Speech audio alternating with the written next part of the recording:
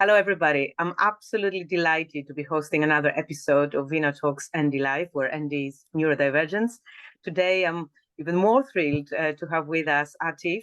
Atif will be getting the opportunity, obviously, to introduce himself. And I have to give you a little warning.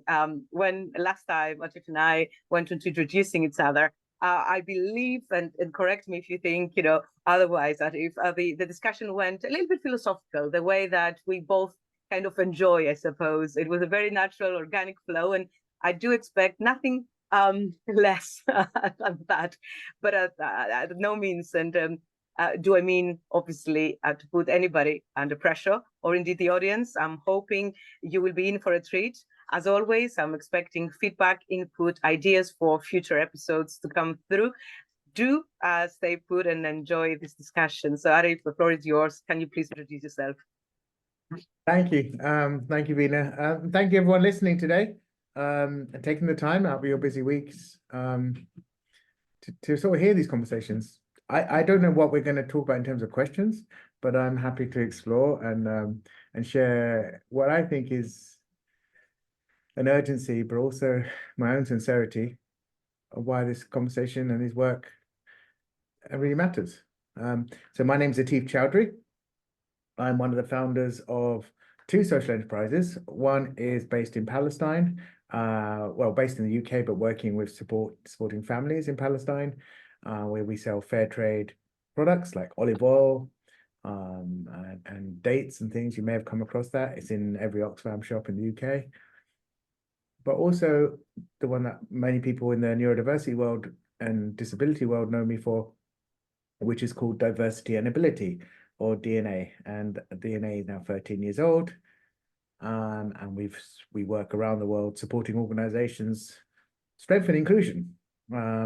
It's disabled led, or more importantly, I think lived experience led, including myself, and I'm 50 years old and talking a lot about neurodiversity, especially these days. And I suppose I'm doing it more and more these days as I've got older and found my voice in organizing organizations and creating them, but also recognizing that it's taken me a long time to actually talk about these things publicly, for I guess for some of the reasons that you're all listening to this yourselves and where you've come on this journey. Right, I think I'll just there. Beautiful. And wow, WI, should I say? I had no idea about your first social enterprise. Not that we are ordering them in terms of significance, much as I would love to add the significance that I personally view in both of them equally. As a person growing up amongst the olive grove, as a Greek person, I have to say I connect particularly with what you said, olive oil, dates, and indeed helping Palestine. But this is not a politically sort of minded, obviously, discussion, much as we should all be very much proud of beliefs and of supports and really connect with our hearts. Because at the end of the day, as a newbie of a fellow social enterprise owner and social enterprise does not connect. So let's put it this way, because I believe that creation or ownership obviously should not go hand in hand with anybody who wants to create social impact. I have to say I'm much inspired by what you just said on both items, and I really connect with finding one's voice. And I mean, for many people nowadays, perhaps for the naysayers, neurodivergence is somewhat of a trend.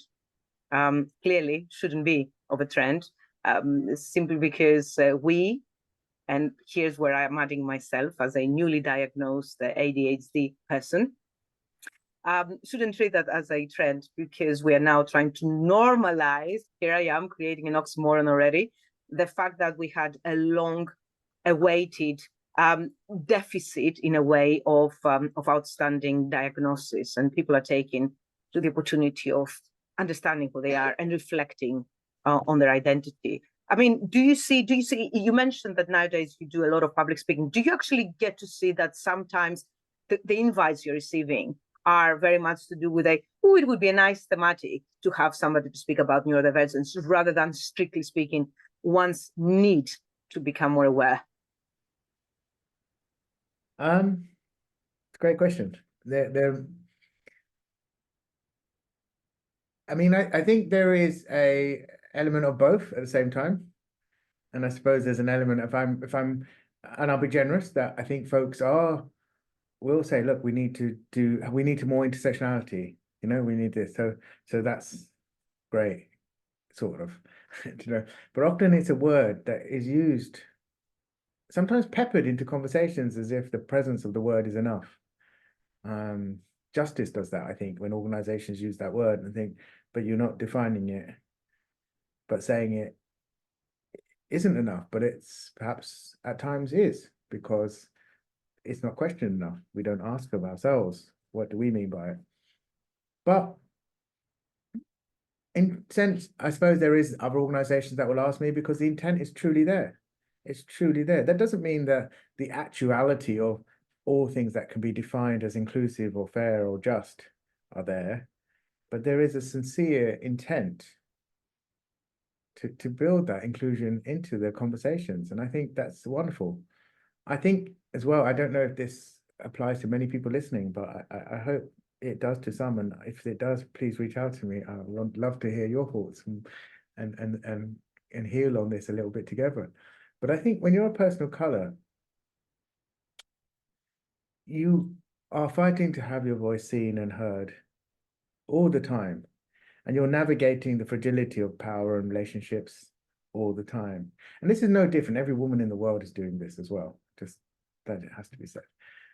So there is a question of when somebody's asking, in my mind, even though I've achieved a lot of things and I've fairly accomplished, in my mind, I still wonder, are you asking me because I'm a brown person and you need a panel and a quota?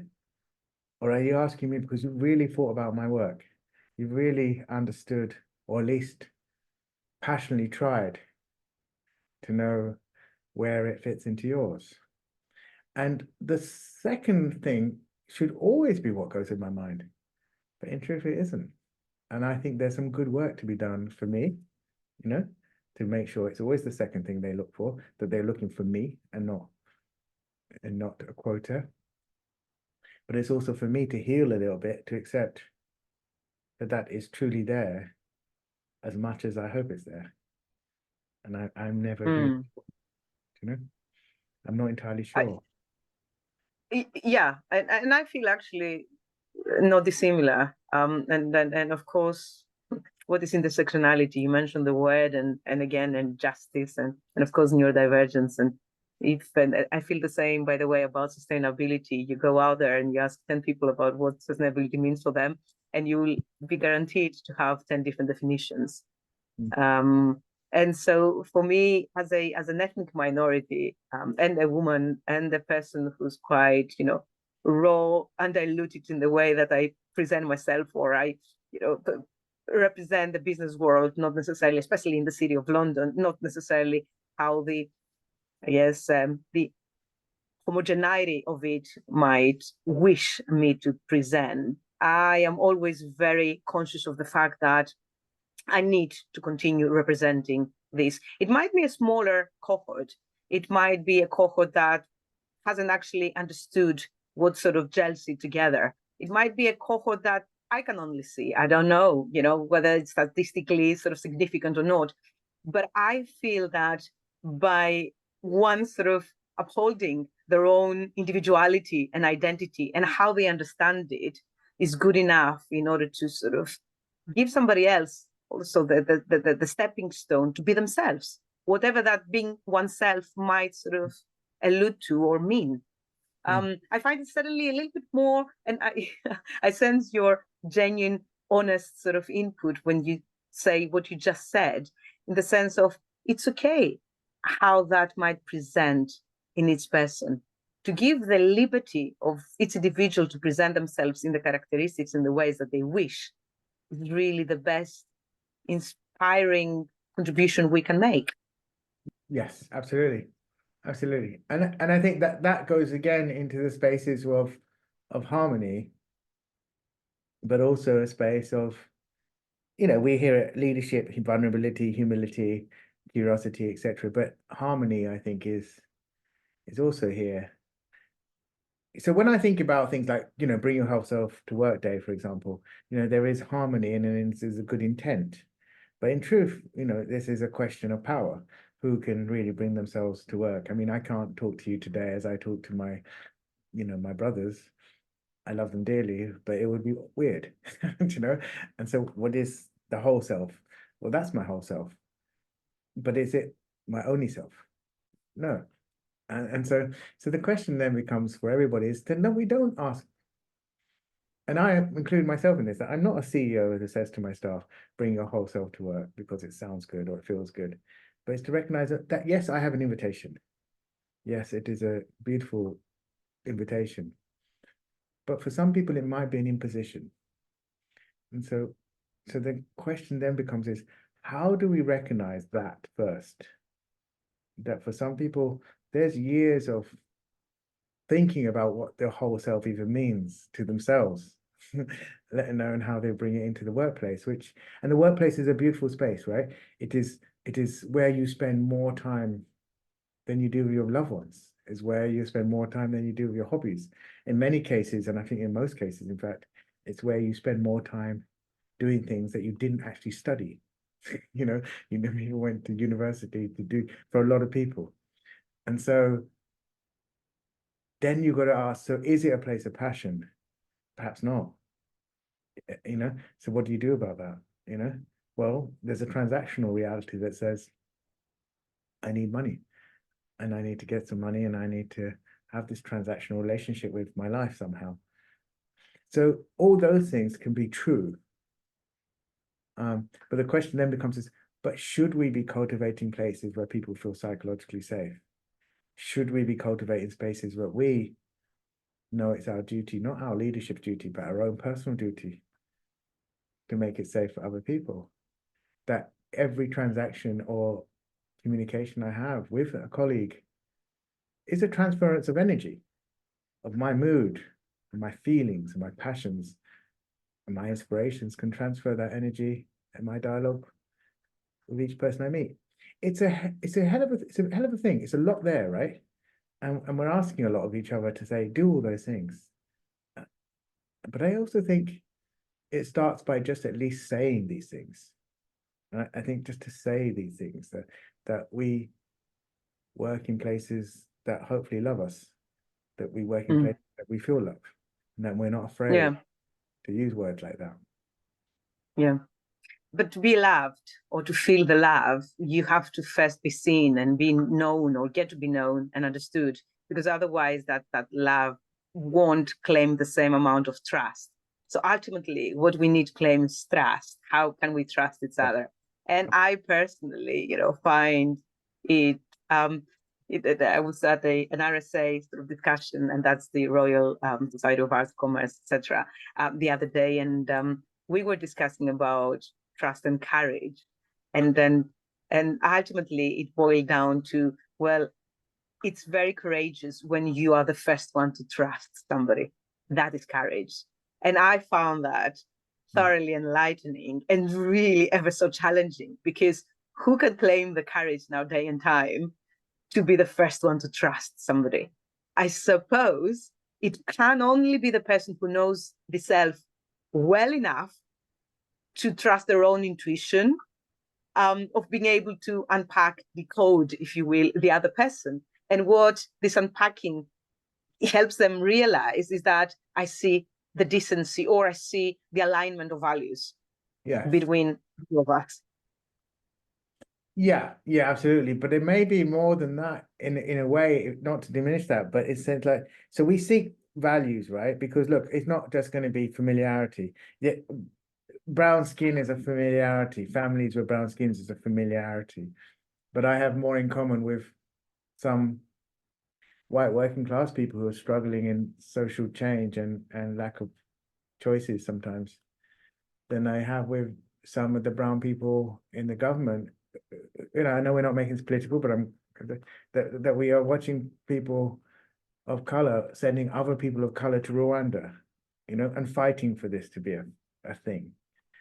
This is something that I do not have in common with. So just having brown skin is not enough. You know, Absolutely. it will boil down to values. It will only boil down to, but then when we take it to values, one of the complexities, and it's a really hard one, and I struggle with these conversations because I often be asked to speak about the joy of workplace. So we're talking about HR, you know, human relations, you know. But HR speak is a thing that I find quite confining, you know, and very restricting to know, or obviously I want to speak to an audience and make sure that this is accessible, but doing things that are really urgent require an urgency to speak and say things that are not necessarily comfortable, not necessarily easy, but also to speak with a social responsibility for not just the workplace today, but for the workplace of the future, for the children who are, you know, who are literally children right now, to know that when they're in the workplace, whatever that is, it is a place of a lot more harmony than the one before it.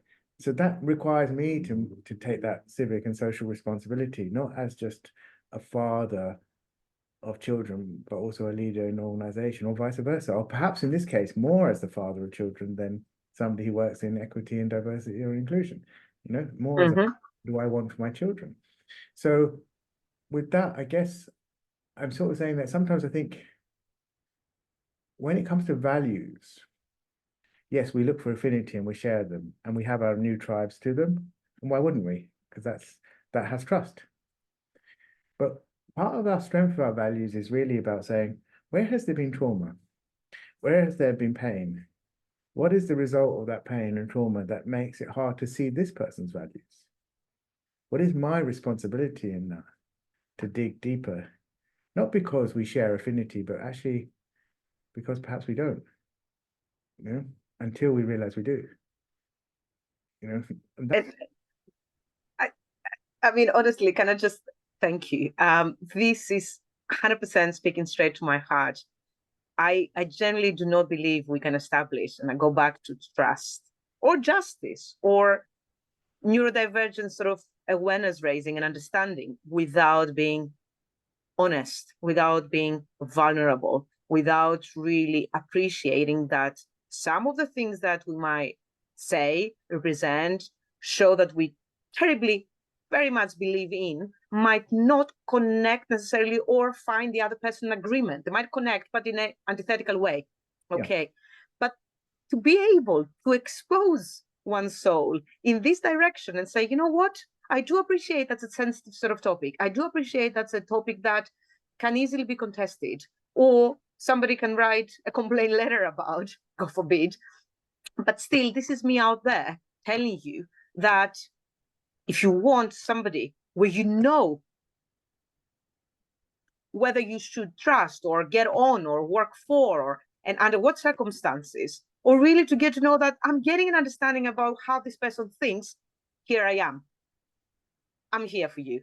And as a leader and as a social enterprise creator, a community creator, I think we cannot afford to be anything but that. It's so important. And this is where politics, and you did mention politics, and I know, you know, that being apolitical or not showing sort of political preferences, one of the things that people and organizations often resort to so that everybody can sort of move together, still to show a position, to take a stand, as I always say, you know, not take a side, but take a stand. For me, it's a great sign of devotion, of commitment, and of honesty.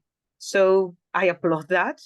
And really, going back to HR without wishing to sort of turn a blind eye on anything that we've touched upon, but I believe there's a circle that, you know, we close and we move on. You spoke about HR. I think it does quite a lot of disservice for anybody under a HR department in our day and time, given all the challenges and how we're speaking of transforming the workplace and indeed the workforce, to just approach certain processes or procedures as just simply HR. What I mean, I personally feel that the name HR does not encapsulate, does not give insight into the whole thematic of what those colleagues are asked to deliver. Yeah, I would agree. I would agree. I suppose again, it is very difficult because we look for guidance and we look for Mm, um safety in that guidance, you know? And so HR has that. It has a guidance, it has a procedure, it has a policy, and it has an intelligence in terms of acquiescing and insisting on what behaviors are protected and, if necessary, kept lawful. So this is compliance and this is behavior management and this is necessary. It has a place, but with it is a surrendering at times that it is HR's job to do diversity. It's surrendering to it is HR's job to do inclusion. And then you have to boil that down to no, absolutely not. It is still going to go back to what is the world you live in? What is the world you aspire to live in? There is a question of power because it's very easy for people, and I'm going to say this, I have a lived experience. I grew up in challenging circumstances for different reasons. I am dyslexic with ADHD, if those labels are important, where they're important, I'm not sure, but if they're important, then they're there. But there is something about recognizing where does power really transform things, yeah? And it is important that we will have a sense of agency and self-agency. Yes, we are. We are all neurodiverse, all of us, but we are not all marginalized because of it, you know, and this is the work to do. And when we think about the experiences or responsibilities of, if we say HR or more, I guess, fundamentally inclusion, then this is a collective responsibility. It's a collective space, but historically it hasn't been. And suddenly we're moving to a space to say everyone must be. So there is something about the gentleness and love, again, I'm going to say it, but the gentleness of walking each other home here, that we say to men who may have thrived in misogyny, to say, what do you want for your children? What do you want for your daughters? Perhaps your granddaughters in many cases, you know, but what do you want from them? Why I say children, because it fundamentally, you know, I need misogyny to end because I'm a father of a son as well as a daughter. And it's not my daughter I'm worried about in this context. Yes, it's a different worry, but it's actually my son who's he's going to be a good man. I trust that. I know that. I feel that. It's close to my heart already. But without recognizing his power in historic misogyny, without doing something about that, then he will not be emancipated to be a great man, or a great human being. I need queer liberation. I'm from a Muslim background, not particularly religious, but certainly a culture that doesn't get excited about gay liberation or queer liberation or LGBT. So when we think about these things, yes, can I stand in solidarity? Yes, of course I can. Of course I can. Can I stand in allyship? Yeah, that's easy. No extra cookies for that. You know, nor should there be any. This is the basic decency of not seeing oppression thrive. But the question really is about my emancipation is dependent on queer liberation doing well, by thriving, by growing, by teaching generations to not just it has to fight itself because of a legal process or a legal identity or a human rights one, but because there is such pain and such liberation that we cannot collectively tap into if we are just looking at the law and what decides things to be lawful. It has to be about what we feel for the world we're building. mhm. I think this can only work if we are committed to ending the silos, the diversity Olympics or the hierarchies of who's got what label in order to matter. But at the same time, and I think people listening may feel strongly about this. Maybe not on the point that I'm making, or maybe if maybe I'm not sure, but I think there's courage in saying that we can recognize that labels are liberating for a lot of people. They deeply are. I know that if you met me in my 20s, I was in a lot of pain, and my teen years for sure. And my beginning of my life was in social care, in foster care for a period. So when I think about moving around or childhood traumas, they're afforded and happen so commonly that when we look for liberation or voice in that, a label helps. But the question and the courage of the conversation is to say, but who did they leave behind? That's an act of solidarity. That's an act of love. Secondly, who did they not protect? This is an act of social responsibility, especially when we know if we were protected under it, or if we are protected under it in some form, then who did it not? And why does it not? And I think the bigger question is, you know, why are the labels healing? Not even if they are, but why are they? Because we are going to move into a space. I'm not excited about neurodivergence as a label. It doesn't warm me. I think it's Eurocentric entirely in navigating. This is the label. It's complete in its understanding and design. This is the diagnosis that is not intersectional in its foundations. It's not intersectional in its delivery. It does not account for migration. It does not account for trauma. In fact, it doesn't really account for women. But nevertheless, when you're in pain, like I said, these labels can be deeply liberating. And so we form tribes of when you're divergent against he or she who's neurotypical. But we know nothing about their childhoods, know nothing about their experiences. We know nothing about what they cling to hope.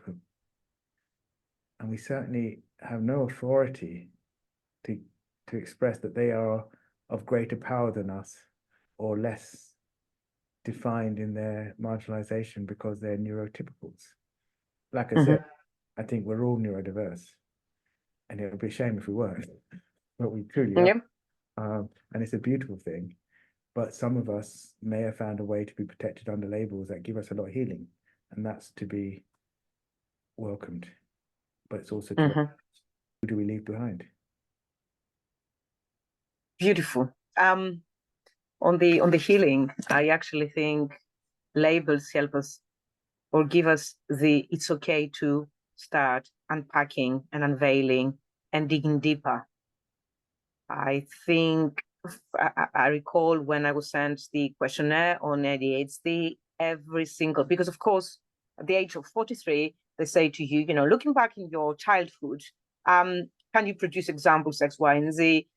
Or can you ask your parents or any of the person still alive, obviously, used to know you as a child for input? And there hasn't been one question that I didn't deeply connect with, and it didn't sort of resurface very strong emotions of, I remember growing up in Greece, you had to be either a very good student who would always sit in the first sort of 2 rows of the desk in the classroom, or if you typically were from a well-off family, therefore you could afford to be a little bit more rebellious and artistic, but not really bothering with academia as much, then you would easily claim the very last row.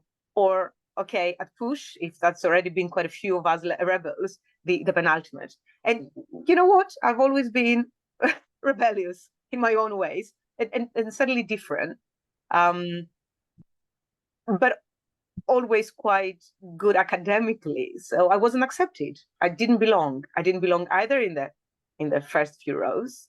I didn't belong in the final couple rows, rows in the classroom. And suddenly the middle range was kept for the people who were still in the process of understanding who they are, what kind of position they want to take in the black or white kind of orbit. There wasn't anything in between. We were not considering options. And if this one thing that I try to educate my 2 boys exactly on many of the items that you've already very openly, and really, thank you, extremely grateful for your openness shared with us today, is because that I want my children to have options in their life and exercise the opportunity to identify that if that category does not exist or this language doesn't exist, it's okay. I can make it for myself. It's really not about, if this service or product does not exist, I will make it because I want to make myself filthy rich. I want them to go digging deeper to become richer in the soul, richer in their emotions, richer in the okay, I understand as I'm living life, I'm going to live life without regrets, and B, I'm going to be preparing myself for this life really reaching its epitomizing moment, which comes with death. Now, whether we might believe in afterlife or anything of this kind of ilk, that's for another sort of, topic and subject, and I'd be very openly sort of discussing that too. But it's essentially for people who kind of go, I'm living my life to the best of my potential, and I keep on trying to discover who, firstly myself, empower myself. And I loved what you said. I'm trying to put a semicolon, but I really want to touch on another item. You said leadership. We keep on asking leadership to take stand. Occasionally, we ask them to take a side. Which side do you want to be? Are you going to be of the vulnerable side? The other day, I saw in LinkedIn, of course, one very important C-level insurance leader speaking about the new school of thought in leadership, which is a compassionate leader. And that made me feel so emotionally charged, thinking we're all born kind, we're all born compassionate. By nature, we are so. It's not a new school of thought. It's not a new school of leadership.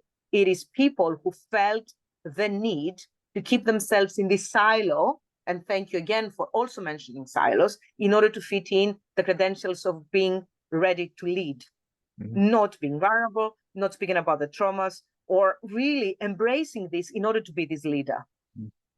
I don't believe, or I don't need a leader to come in and give me liberty to be myself. I want more and more of us individuals, with whatever label we want to be, or whatever accolade we wish to celebrate or to bring forward, project on, whatever PhD or whatever I've made X number of businesses, whatever it might be, or no, none of that whatsoever, to take the ownership and feel empowered sufficiently enough to say, you know what, I am enough, yes, and I'm using one of these sort of affirmative sort of, sentences here. I've got my life to live.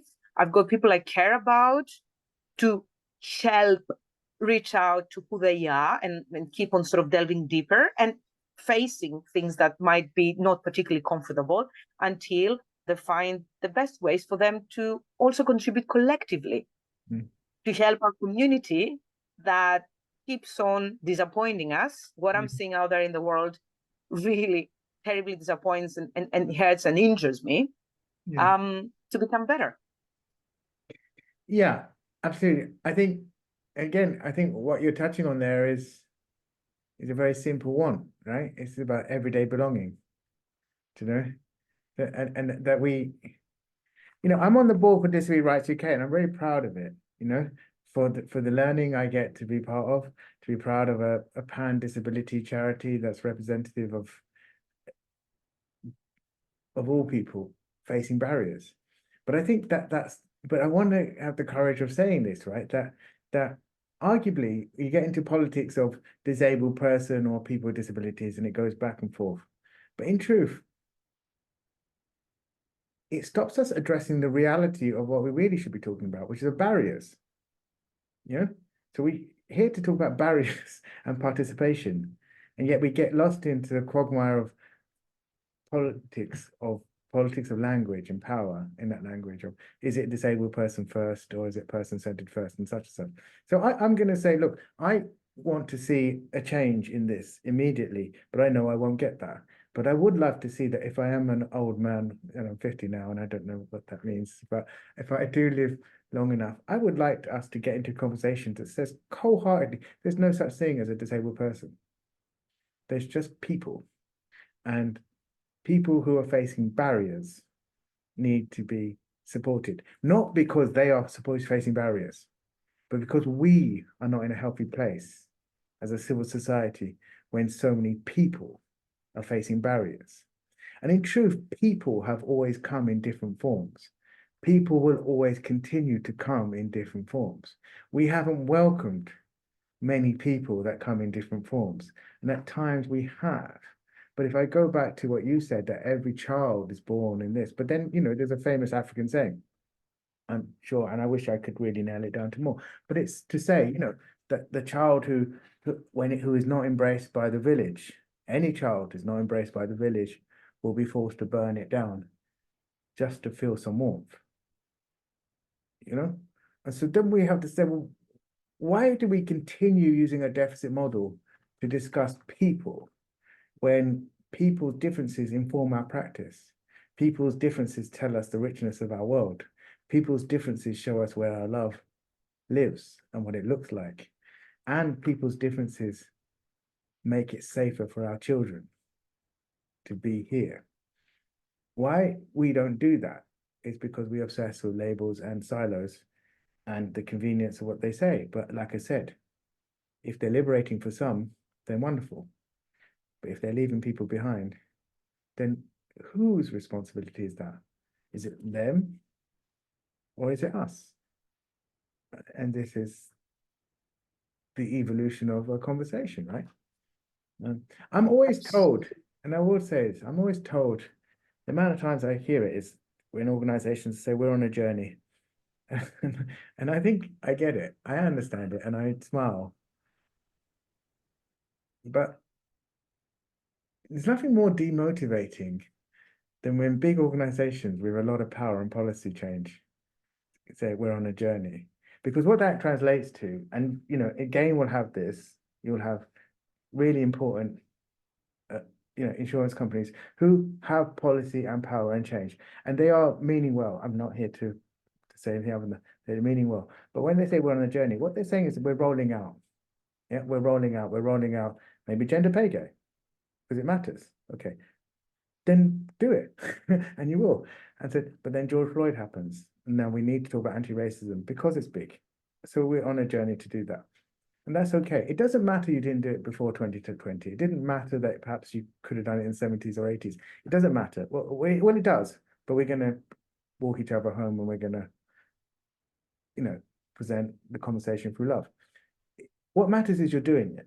But when you are saying we're going to do gender pay gap here, we're going to do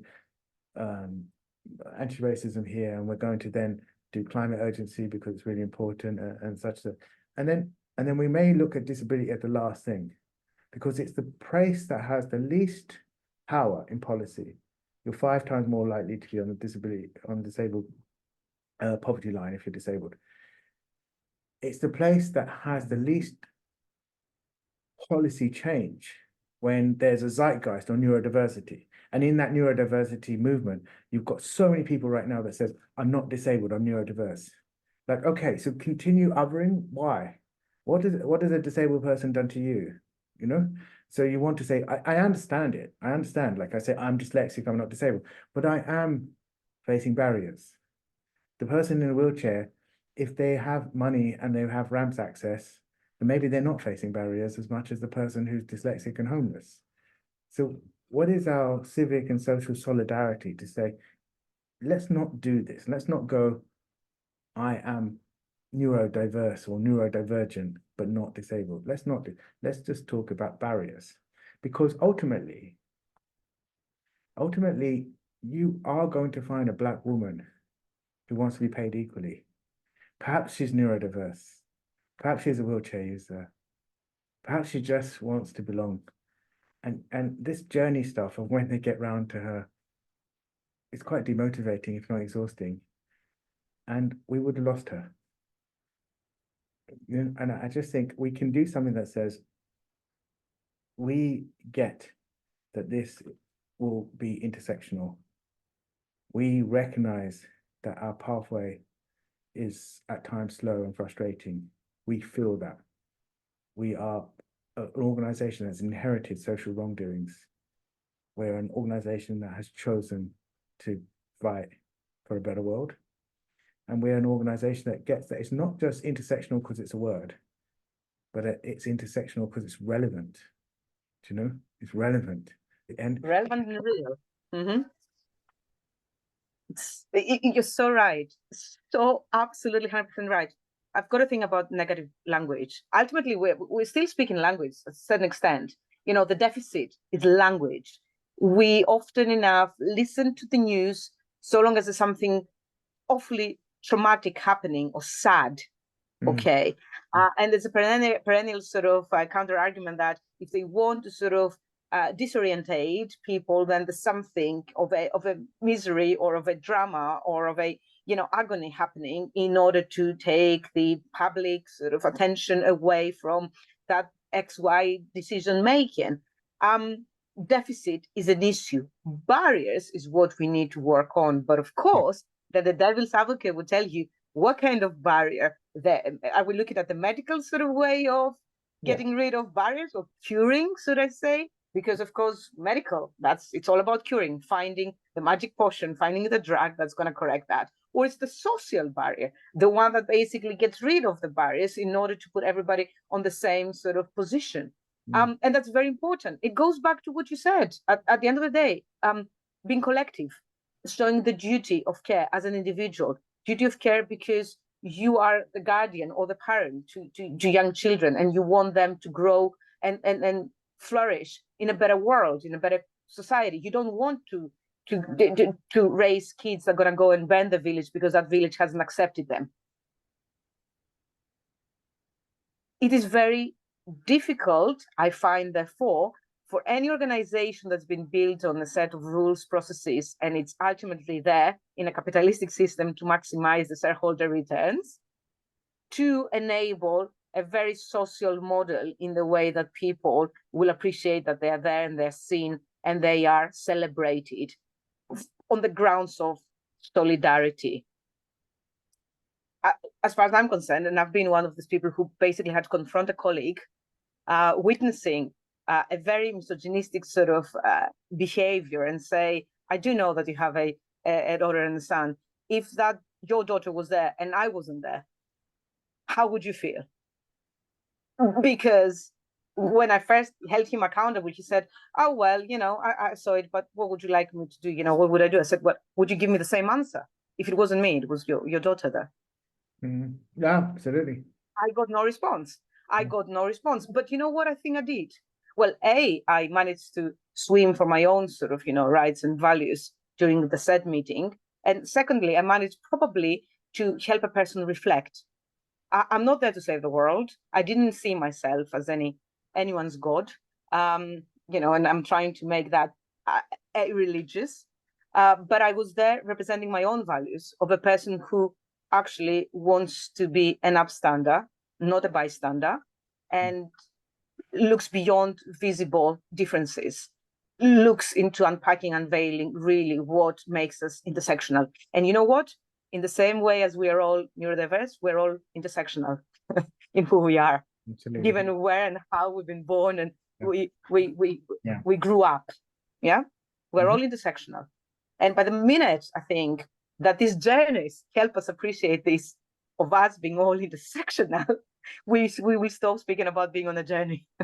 Yes, no, absolutely, that's right. Absolutely, and I think that's it speaks to the challenge that I think there is a lot of unlearning to do. There's a lot of courage in that unlearning. Like how do we have a feminist agenda, for example, or a women's agenda without Black women at the heart of that agenda? But yet, it is important for white Eurocentrism to learn from Black women. It is amazing what Black women will say in the presence of other Black women that they will not necessarily say in the presence of white women. There is so much wisdom in what that is said. But then the question is, why is it said in the presence of only other? Because it is affirmatively understood at times. It's not what is said, it's actually what's not said. It's what is felt. The same applies to women anywhere in the world, whoever they are, in the presence of men. And so it is not what is said, it is almost what is not needed to be said. And this is important to say. So where are we here? How are we here? And I suppose I'll say an example is that sitting at a table and righteously a man who was not believing he was being bigoted, but strongly felt as a global HR director with a really big responsibility, he had the courage, and I appreciated the courage that he came at me with to say, look, I'm here to look for the right person for the job. I don't care if it's a woman. I don't care if it's a man. It's the right person. That is all I should be asked to do. And so I will not look just to siphon out women just because women are going to be better, because there may be a man better. And I said, fine. And no one's asking you to siphon out anything. Just take a deep breath, though. Can you recognize that the top 5 women for this job will have a different starting point to the top 5 men for this job? Can you hold that if you're 5 or 10 or 15 or 50 or 1,000 or million? Can you recognize that the top 5 will have a different starting point to the top 5 men? And the person could and did. I said, okay, then we have a conversation to have, right? Because otherwise forever you can keep holding this, I'm just looking for the right person and not have to change anything. But what do you recognize in yourself? Do you know? These are things that I think are really important. And if given the opportunity not to be shamed, and I think calling in is a good example. Calling in, I think, is an act of love. Calling out, I would say, is probably an act of justice. You know, but knowing the difference and knowing I can walk this person home, this gentleman who has a lot of power, I can walk him home. He can walk me home. What I can't do is alienate that person's experience to mine, you know. But I have to dig deep, because it's not like, hey, yeah, let's just love all the people. Yes, actually is. It's just love all the people, but it isn't actually easy, and that's the truth, right? Because your values, your sense of foundations is at risk at times, emotionally, mentally. I would say this, look, that for most folks, and this goes back to the unlearning, that if we are to look at a trauma-informed care approach to things, that it's a big word, trauma, right? It's a really big word. It is. But gain listeners, and the heart of it, right, is an idea of participation, that hidden differences impact our lives and that we're not alone. You know, because trauma and talent lives in the heart of the same person at the same time. You know, at the same time, not this idea that talent, it lives far away over there, or rather, I guess I should rephrase it, that trauma lives far away over there, because talent is where we're at, and we only talk about that because we're seeking only that.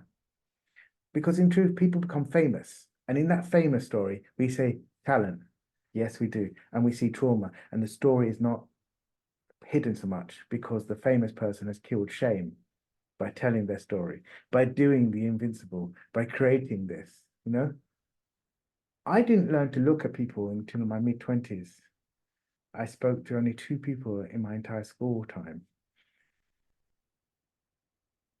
The idea that I have ideas that matter or could change part of the world was not something that in my sphere. It was just hoping that someone wouldn't notice me each day.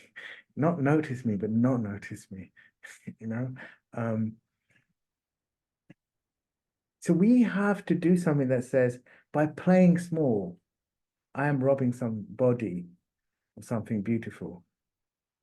Now, that doesn't mean I have to play loud, but it does mean that I have to play with some sort of conviction and find a way of believing in other people. And in time, believing in other people will help me believe in me. You know, but it has to be probably in that order, rather than what we're told is believing yourself first. I don't know if that's easy. I had to create a company in order to tell a story. I had to create a company in order to kill shame. Diversity and Ability is a company that transforms people in the world, in organization settings and individual settings. And we work with folks like the United Nations, as well as, you know, folks that GAIN works with, right? But we also have to recognize that it just isn't easy for so many people to come forward to say, I'm part of this ERG because I've got this label. There will be people who will hover outside it, as I often did. I wouldn't even walk into a room. I'd sign up for courses. I used to do this a lot. Sign up for courses. And then I'd go and see, and I'd get lost a bit, or I'd go really early and I'd look at the people going in. This is night courses to do A-levels, to try and get to university. It took me 5 years. I had to sign up. And sometimes I wouldn't even go in the room. I just want to see what is it to be like them, you know? And then, so I guess there's something I'm really touching on as well is here that is so many people, and I suppose I'm sharing that now, and I hadn't intended that, but it just happens, and it's okay. You know, we're walking each other home, you know. That we have a map to the world. It's a beautiful map, but it's sometimes torn in corners. Sometimes bits of it are just burnt and crumpled up. But with that map, we navigate the world. Do you know? But most of that map was made when by the time we were 14. You know, most of it. I would say maybe 10% in our 20s. But by the time we're 30, that map is pretty solid. Do you know? And then you sort of think, why did this map get me here? And how much of this map still serves me? Maybe this map is holding me away from places that I should really be in. And maybe there are people out there in a different land that are not on my map that could really show me something. Or more importantly, there's places where I could go and show them, you know? That's beautiful. You know what, and I'll conclude because I know how busy your day is, and you've given us plentifully and so generously, and I thank you so much. I used to have an issue with this map, and I used to feel very confined by the appreciation alone that, yeah, by a certain sort of stage and age, which is just a number, I get you, but there's an age number in there, things solidify, crystallize. But once you are at this kind of realization alone, I think you're enabling yourself to flip it over and say, and now it's my turn to give back and pay forward. And this is how I see that. I see it as a stepping stone for you to reach another chapter in who you are. Talent and trauma. Can I speak as a sorry, the doorbell is ringing, but I will just finish in saying one thing, that talent and trauma, as far as I'm concerned, are correlated. Yeah. And I'll speak as an economist. You cannot be awfully talented without having the ability to reflect on your trauma and what has really given you the I don't care moment, perhaps, or the authenticity to truly uphold and stretch your talent in areas where you wouldn't. And suddenly our educational system, as being made or developed into now, will not allow us to explore. I think it comes from trauma. It comes from suffering. It comes from imperfections that we try to turn around for it alone to enable us to survive. It's the survival instinct that helps us grow. And I mean, on that note, can I just thank you really from the depths of my heart for this open, authentic, and really beautifully enlightening discussion. Has meant a lot to me. And I really believe to the rest of the GAIN community, it's a community and it goes beyond GAIN. It's not ownership. It's about allowing people to be themselves. And you said it beautifully. Calling in before calling out is the way. Allow people to make mistakes. Allow each other not to know, because we cannot know it all. And we continue wanting to learn. So Atif, thank you so much for your time. Thank you so much for your beautiful heart and for sharing with the world. And as Valentine's Day, I don't believe in that, obviously. Yeah. You spoke a lot about love. So there we go. We're recording on Valentine's Day. Love it is. Yeah. I've forgotten that. Thank you. Yeah. Thank you, everyone, for Thank you. taking the time.